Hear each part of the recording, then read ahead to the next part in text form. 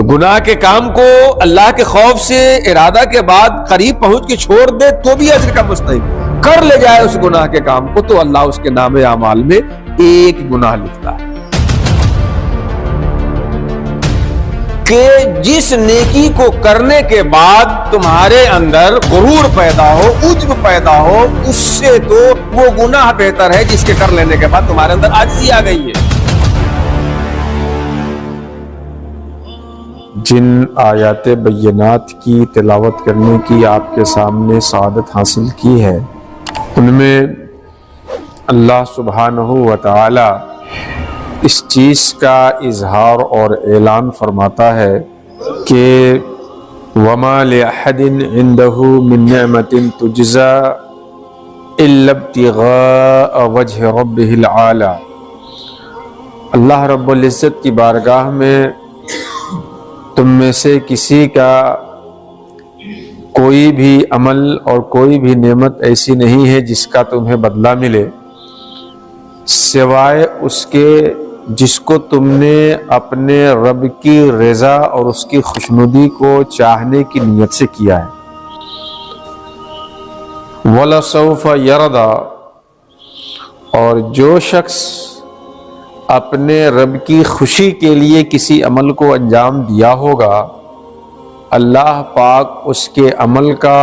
اتنا صلہ عطا فرمائے گا کہ وہ شخص اللہ کی نعمتوں سے اور اس کی عطاؤں سے خوش ہو جائے۔ ایک حدیث شریف ہے، بخاری شریف میں بھی یہ درج ہے، اللہ کے رسول صلی اللہ تعالی علیہ وسلم نے ارشاد فرمایا، من سمع اللہ بہ، جو شخص کوئی کام اس لیے کرے کہ لوگوں کے بیچ اس کا چرچا ہو جائے تو اس کو اس کے اس کام سے فقط وہی ملے گا جو اس کا مقصود ہے، اللہ اس کا چرچا کرا دے گا۔ تو انسان جو کام مخلوق کو دکھانے کے لیے کرے، لوگوں کے بیچ شہرت اور چرچا کے لیے کرے، انسان کے اس طرح کے اعمال کو اللہ سبحانہ و تعالیٰ کی بارگاہ میں قبولیت کا شرف نہیں ملتا، اور جب اللہ تعالیٰ ریا اور چرچے کی بنیاد پر کیے جانے والے اعمال کو قبول ہی نہیں فرماتا تو بندوں کو اس کا اجر بھی نہیں ملے گا، کیونکہ بندے کو تو اللہ رب العزت کی بارگاہ میں اس عمل پہ اجر ملے گا جس عمل کو بندے نے اللہ کی رضا اور اس کی خوشنودی کے لیے کیا ہو، یا نہ کیے جانے والے کاموں کو اللہ کے بندے نے اللہ کے ڈر سے چھوڑا۔ اس سلسلے میں ایک اور بڑی ہی پیاری روایت ہے، آقائے دو جہاں سرور دو عالم صلی اللہ تعالی علیہ وسلم سے مروی ہے، اللہ کے رسول ارشاد فرماتے ہیں، کتب اللہ الحسن والقبیح، بخاری کی روایت ہے، اللہ سبحانہ و تعالی نے حسن کو اور قبیح کو متعین فرما دیا۔ حسن جس سے اللہ تبارک و تعالی خوش ہو جائے، قبیح جس سے اللہ تبارک و تعالی ناراض ہو جائے۔ حسن اور قبیح کی بہت ساری تعریفات کی گئی ہیں، ان میں سے ایک تعریف یہ بھی کی جاتی ہے کہ فعل حسن وہ ہے جس کے کرنے والے کو دنیا میں مدح اور آخرت میں ثواب ملے،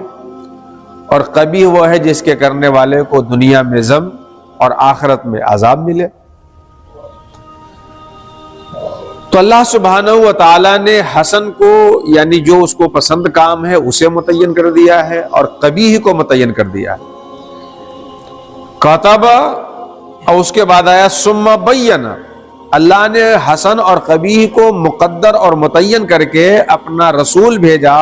اپنی کتابیں اتاری، اور اپنے رسول کے ذریعے سے جو حسن تھا اس کو بیان کر دیا، جو قبیح تھا اسے بیان کر دیا۔ رسول لوگوں کے بیچ آئے، آخری کڑی ہم سب کے آقا سرور دو عالم صلی اللہ علیہ وسلم پوری انسانیت کے لیے، قیامت تک آنے والے انسانوں کے لیے رسول بن کر انسانوں کے بیچ آئے، اور کیا کیا چیز اللہ رب العزت کو پسند ہے اور کیا کیا چیز اللہ کو پسند نہیں ہے اس کو بیان کر دیے، اور رسول کے توسط سے بندوں کے بیچ اللہ تعالیٰ نے اس چیز کو واضح کر دی۔ اب آگے سرکار فرماتے ہیں کہ اگر کوئی شخص ایسا کام جو کام کے اللہ تعالی کو پسند ہے اس کام کے کرنے کا پختہ ارادہ کر لیا، جو کام اللہ کو پسند ہے اس کام کے کرنے کا کوئی شخص پختہ ارادہ کر لیا اور اپنے طور پر اس کو کرنے کی اس نے پوری تیاری بھی کر لی، لیکن اتفاق سے ہوا یہ کہ کوئی ایسی رکاوٹ آ گئی، کوئی ایسا مانع آ گیا جس کی بنیاد پر وہ اس کام کو نہیں کر سکا، تو سرکار فرماتے ہیں کہ جو اللہ کے پسندیدہ کام کو کرنے کا پختہ ارادہ کر کے اس کی پوری کوشش کرے اور کسی رکاوٹ کی وجہ سے اس کام کو نہ کر سکے تو اللہ تبارک و تعالی اس کام کا ثواب اس کے نامے اعمال میں درج فرما دے گا۔ کسی اچھے کام کے کرنے کا آپ نے پختہ ارادہ کیا، کوشش بھی کی اپنی حد تک، مگر کسی رکاوٹ کی وجہ سے اس کام کو آپ نہ کر سکے تو اللہ تبارک و تعالی اس کام کے کرنے کا اجر آپ کے نامے اعمال میں درج فرما دے گا اور آپ کو اس کا ثواب عطا کر دے گا۔ اور اگر کوئی شخص کسی اچھی چیز کے کرنے کا ارادہ کیا، اس کی پوری کوشش کی اور اس اچھی چیز کو کر بھی لیا، اس اچھی چیز کو اس نے کر بھی لیا، تو اب جس مرتبہ خلوص سے اور جس درجہ خلوص سے اس کام کو اس نے کیا ہے، اللہ اس کے خلوص کی مقدار 1 سے لے کر کے 10 تک اور اس سے اوپر جس حد تک اس کا خلوص ہوگا اللہ اس کے اجر کو بڑھا کر کے اسے عطا فرمائے گا۔ تو 1 سے لے کر کے 10 تک اور اس سے آگے بھی اللہ بڑھانے والا ہے، تو اتنا گنا 10 گنا اس کے اجر کو بڑھا کر کے اس کے نام اعمال میں درج کیا جائے۔ تو نیت کر لی، کوشش کی، مگر رکاوٹ کی وجہ سے اس اچھے کام کو نہیں کر سکا تو اس اچھی نیت اور کوشش کی بنیاد پر اس کام کے اجر کا مستحق ہو گیا، اور اگر اس اچھے کام کو اس نے کر لیا تب تو 10 گنا تک اس کے اجر کا وہ مستحق ہو جاتا ہے۔ اور اگر بندہ کسی ایسی چیز کا ارادہ کرے جو اللہ کو پسند نہیں ہے، قبیح ہے، اللہ رسول کو وہ کام پسند نہیں ہے،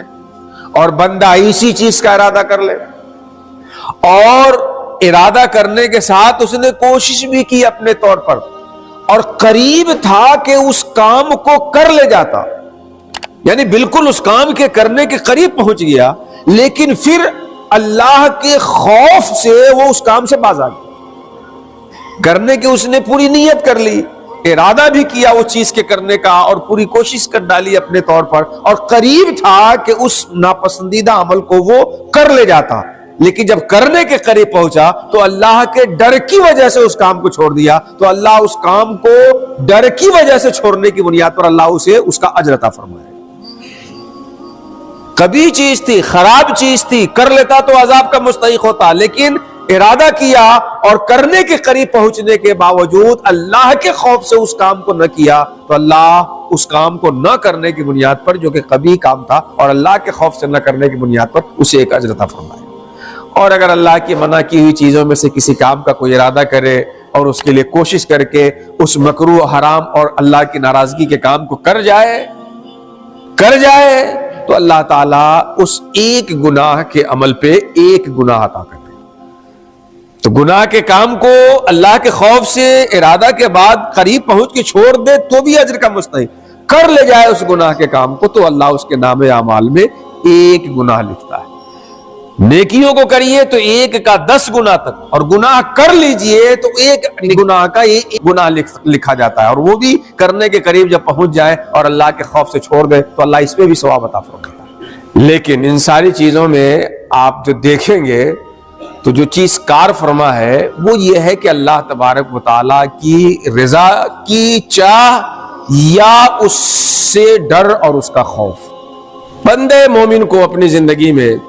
کسی بھی چیز کو جب آپ کرتے ہیں، کسی بھی چیز کو جب آپ کرنے کا ارادہ کرتے ہیں، تو اگر اللہ تعالیٰ نے اس چیز کے کرنے کی اجازت دی ہے اور اس کا حکم دیا ہے تو سب سے پہلے اپنی نیت صحیح کریے کہ وہ کس لیے کرنے جا رہے ہیں۔ نیت صحیح کر لینے کے بعد جب آپ اس کے لیے کوشش کے مرحلے میں آئیے اور کرنا شروع کیجئے تو رسول اللہ کی سنت دیکھیے کہ اس کام کو کیسے کرنا ہے، اور کر لینے کے بعد نیکی کا کام کر لیے،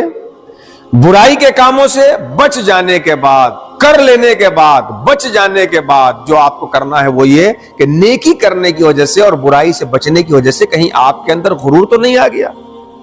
کہیں آپ کے اندر عجب تو نہیں آیا, کہیں آپ کے اندر انانیت تو نہیں آ رہی کہ ہم یہ نیکی کر گئے. ابن عطا نے اس موقع پہ بڑی پیاری بات الحکم العطائیہ میں کہی ہے جو سمجھنے سے تعلق رکھتی ہے